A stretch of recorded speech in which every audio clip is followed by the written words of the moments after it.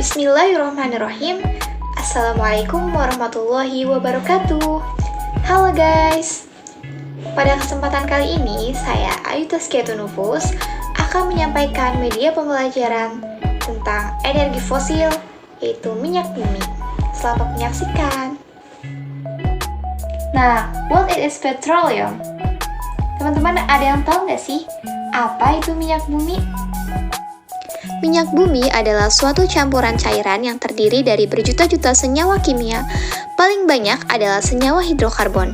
Senyawa ini terbentuk dari dekomposisi yang dihasilkan oleh fosil tumbuh-tumbuhan dan hewan. Minyak bumi merupakan komoditas hasil tambang dengan peran yang sangat penting dalam kehidupan manusia, terutama sebagai sumber energi.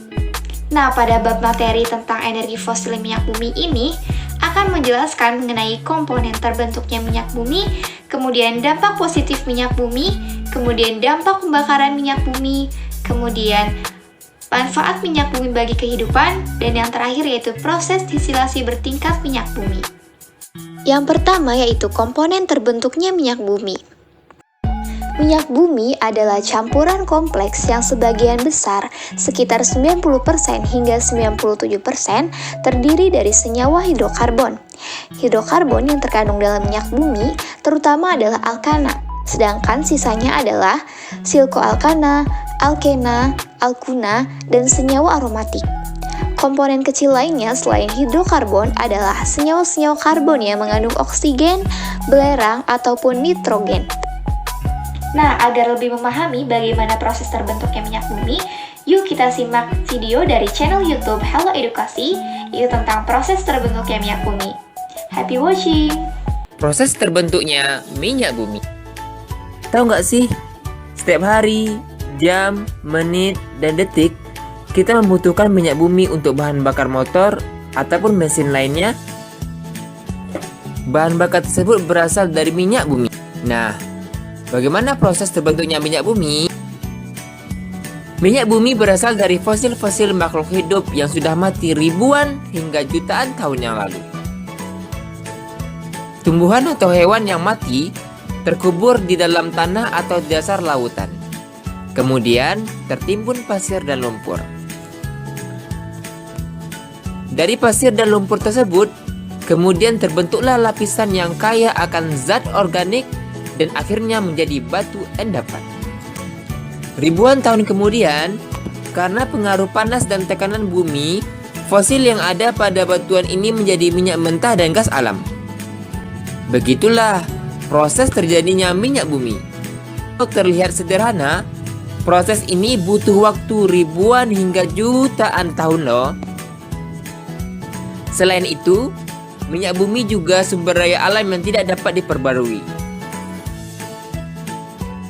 Makanya, kita harus berhemat menggunakan bahan bakar ya. Nah, bagaimana teman-teman? Apakah sudah mengerti mengenai proses terbentuknya minyak bumi? Jika sudah mengerti, selanjutnya kita akan bahas dampak positif minyak bumi. Yang pertama yaitu, minyak bumi bisa memajukan perekonomian suatu negara. Kemudian yang kedua, dengan adanya minyak bumi, maka ada pula bahan bakar. Nah, bahan bakar ini memungkinkan transportasi menjadi lancar. Kemudian yang ketiga, dengan adanya minyak bumi, maka bisa memajukan sektor industri suatu negara. Yang keempat, yaitu bisa membuat tersedianya lapangan pekerjaan. Kemudian yang selanjutnya yaitu materi tentang dampak pembakaran pada minyak bumi. Dampak apa saja sih yang akan terjadi jika terjadi pembakaran minyak bumi? Dalam volume yang besar, zat polutan sisa pembakaran pada minyak bumi dapat menyebabkan masalah. Seperti yang pertama yaitu pemanasan global. Nah, pemanasan global adalah meningkatnya suhu bumi.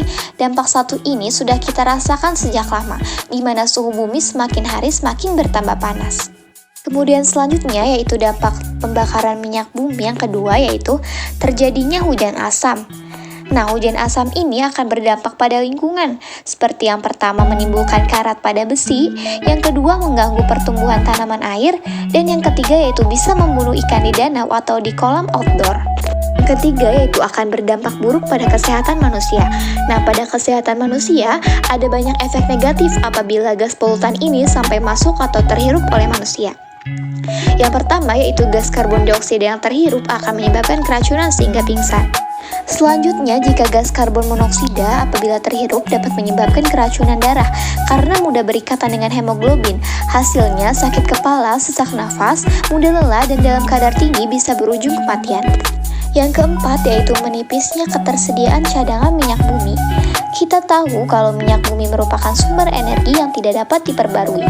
Sehingga kalau minyak bumi terus ditambang atau terus dibakar, kita akan mencapai titik di mana tidak ada lagi minyak bumi yang bisa kita ambil karena sudah habis. Yang kelima yaitu akan menyebabkan polusi udara. Nah, semua gas polutan minyak bumi sudah pasti akan menyebabkan polusi udara yang tinggi, apalagi untuk daerah perkotaan yang minim pepohonan, serta daerah-daerah industri. Nah, oleh karena itu, sudah sepatutnya kita berperan untuk meredam kembali dampak yang sudah muncul. Beberapa cara yang paling mudah adalah hemat dalam pemakaian BBM, penggunaan transportasi umum untuk mengurangi asap kendaraan, dan menanam pohon di perkotaan. Selanjutnya yaitu manfaat minyak bumi bagi kehidupan. Yang pertama, minyak bumi berperan sebagai bahan bakar kendaraan. Yang kedua, dengan adanya minyak bumi maka membantu dalam membuat konstruksi seperti pembangunan jalan aspal. Dan yang ketiga yaitu sumber gas cair. Dan yang keempat yaitu produksi bahan serat.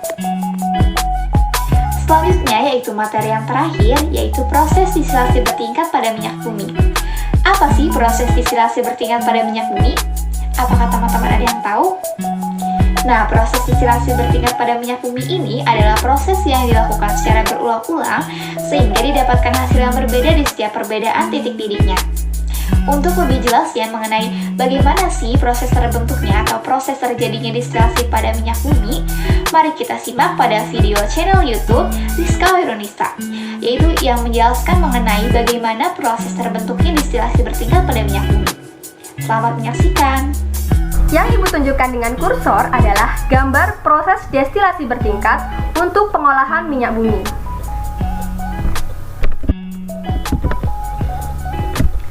Berikut adalah mekanisme yang terjadi ketika pengambilan minyak mentah dari dalam bumi.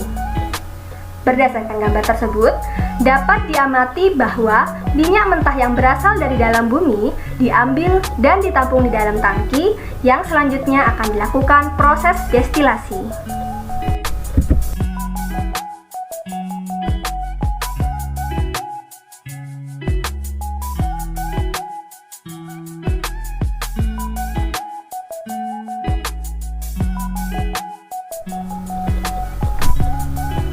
Dari tangki minyak mentah, minyak bumi dialirkan menuju boiler untuk dipanaskan. Pemanasan ini bertujuan untuk memisahkan fraksi-fraksi minyak bumi berdasarkan titik didih dan berat molekulnya.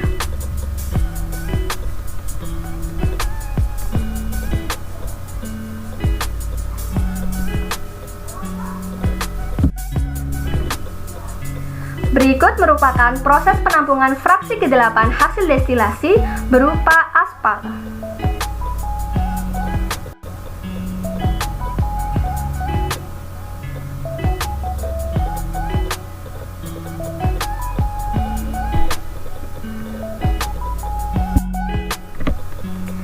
Berikut merupakan proses penampungan fraksi ke-7 hasil destilasi berupa parafin atau lilin.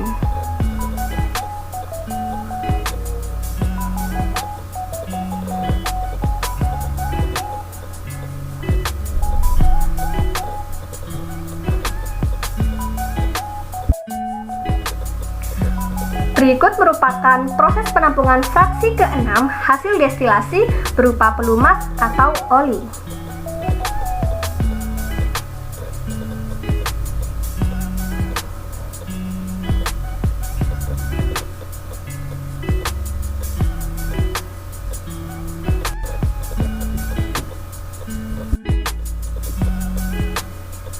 Berikut merupakan proses penampungan fraksi ke-5 hasil destilasi berupa diesel.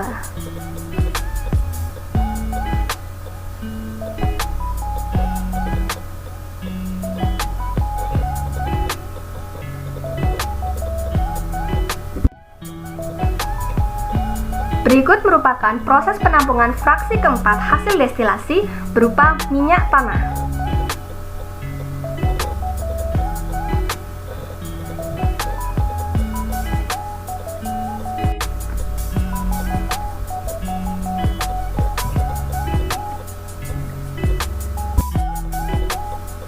Berikut merupakan proses penampungan fraksi ketiga hasil destilasi, yaitu berupa bensin.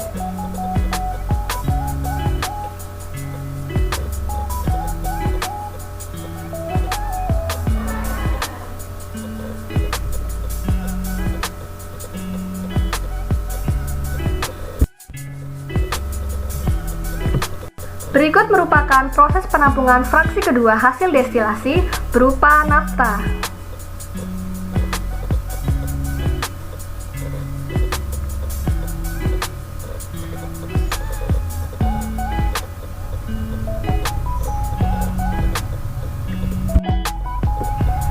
Berikut merupakan proses penampungan fraksi pertama hasil destilasi berupa gas metan.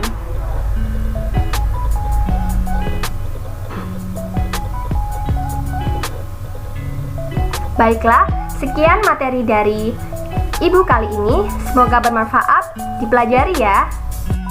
Nah, itu dia proses terjadinya destilasi bertingkat pada minyak bumi. Apakah teman-teman sudah paham?